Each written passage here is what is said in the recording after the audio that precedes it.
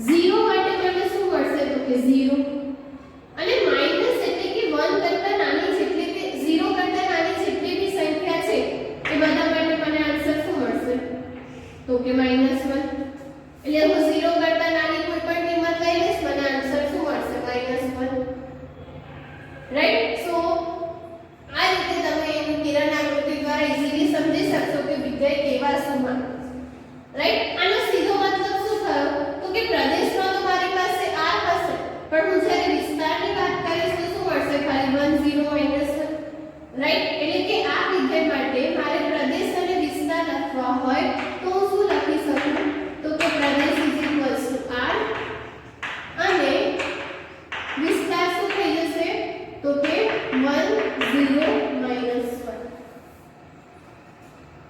Right અને એ જ રીતે તમારે એનો આલેખ દોરવો હોય તો બી એકદમ ઈઝી વેમાં તમે ડ્રો કરી શકો કે 0 માટે તો 0 જ છે રાઈટ એટલે હું લઈશ 1 2 3 -1 -2 -3 તો આપણને ખબર છે કે x ની ધન કિંમત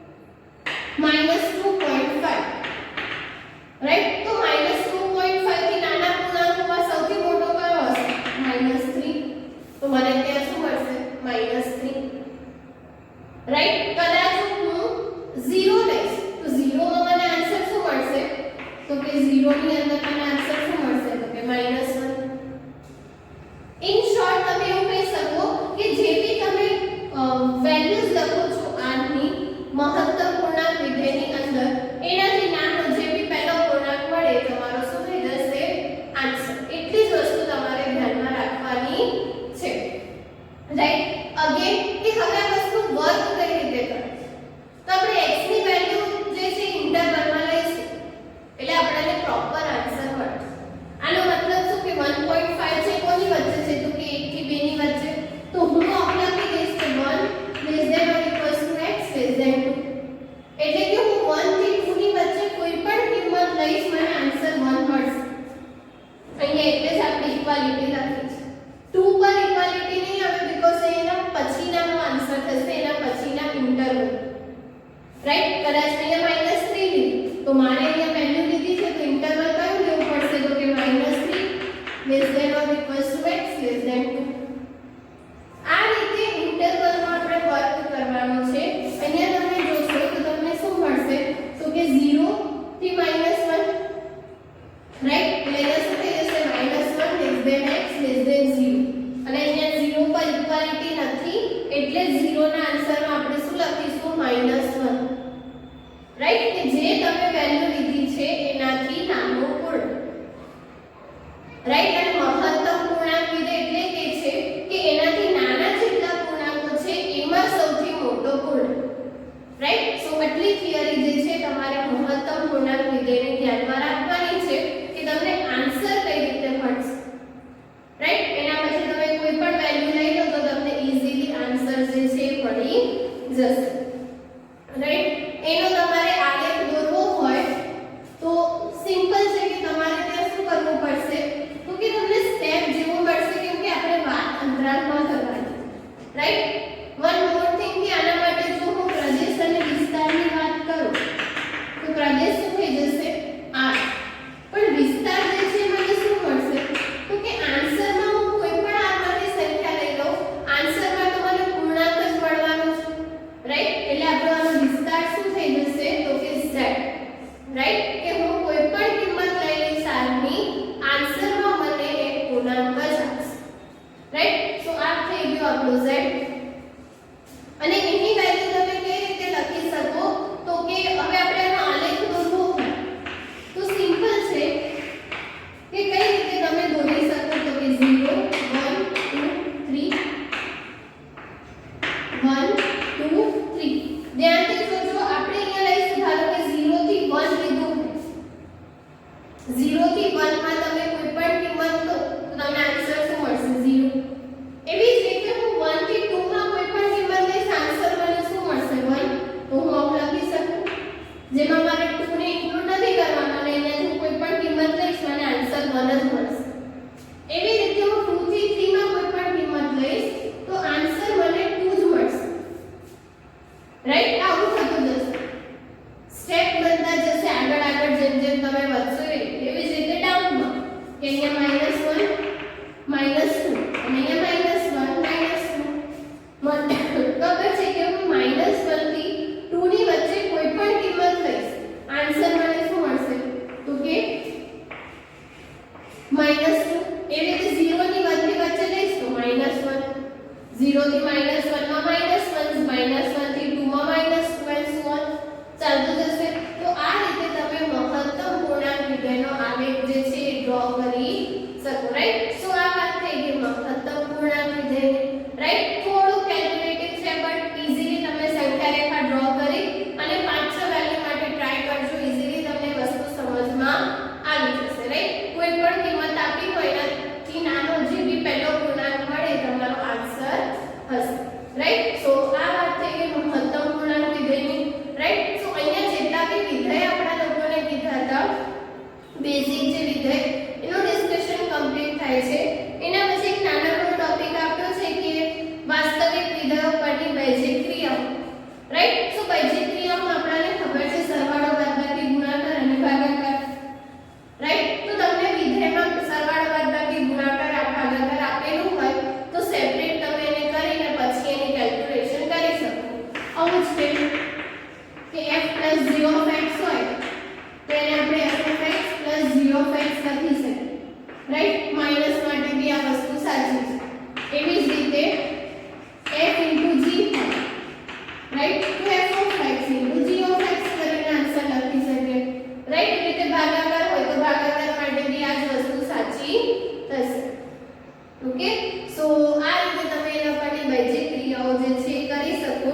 એમાં તમને આપ્યું છે બે વિધેયોની સરવાળા બાદબાકી અદિશ વડે ગુણાકાર તો અદિશમાં બી સેમ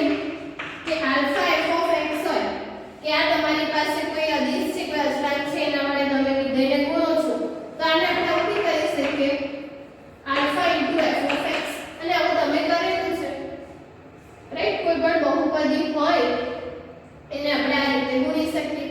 ઇનફેક્ટ કોઈ પણ વિધેયને તમે આલ્ફાથી આ રીતે ગુણી શકો. ઓકે, ને એવી જ રીતે તમને બે વિધેયોનો ગુણાકાર અને ભાગાકાર આપ્યો છે તો એ બી તમે સેમ ફોલો કરી શકો. જસ્ટ તમારે રિઝલ્ટ ધ્યાનમાં રાખવાના છે. આપણે જ્યારે સમ્સ કરીશું ત્યારે એનો યુઝ કરીશું. ઓકે, સો આ વાત થઈ ગઈ વાસ્તવિક વિધેયો પરની બેઝિક ક્રિયાઓની. રાઈટ, સો અહીંયા આપણે જે વિધેયો વિશે જે થિયરી જોવાની હતી એ કમ્પ્લીટ થાય છે. નેક્સ્ટ વિડિયોની અંદર આપણે લોકો આપણો જે સ્વાધ્યાય 2.3 છે જેમાં વિધેયને રિલેટેડ સમ્સ આપ્યા છે એની વાત કરીશું. ઓકે.